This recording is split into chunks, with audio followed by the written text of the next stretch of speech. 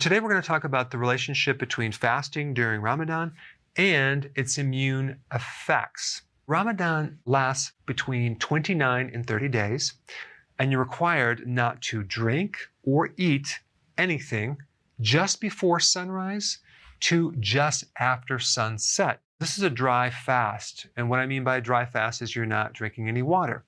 Now, before we get into the benefits, I do want to point out this one very, very important point.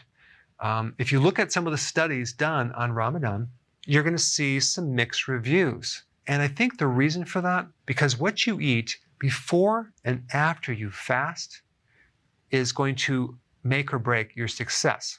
If you are eating a lot of junk food, refined carbohydrates, that is going to greatly inhibit these amazing effects that you could achieve if you added keto-friendly foods, low carb, during the meals.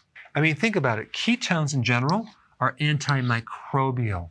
When you do fasting, you actually decrease what's called cytokines. There are different types of cytokines, and cytokines are chemical messages that communicate between your immune cells. There are certain cytokines that cause inflammation, and those are the ones that we're talking about. So it'll decrease the trigger to inflammation. Also, it will stimulate something called macrophages.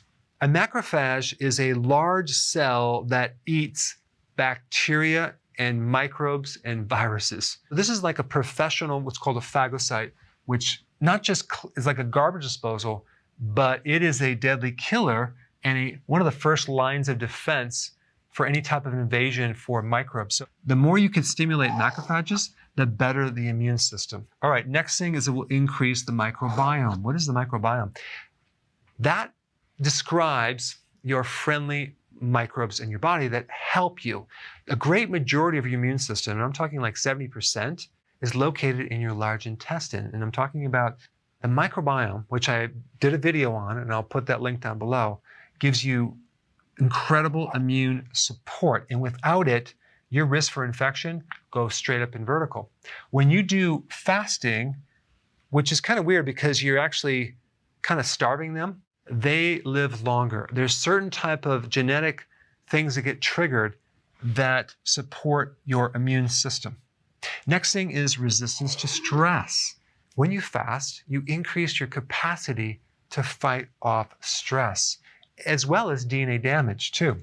Also, when you fast, you decrease oxidative stress. You're going to have less free radicals. You're also going to get an increase in production of your antioxidant networks, which also can help as well. And lastly, fasting will increase autophagy, which is your body's ability to recycle old damaged parts, as well as microbes. There's a very specific type of autophagy called xenophagy, which targets pathogens. One huge benefit of fasting is basically the elimination of these microbes that can stay dormant in your body for many, many years. Ramadan has huge, powerful effects on the immune system, but I think it could be a lot better if you also add keto.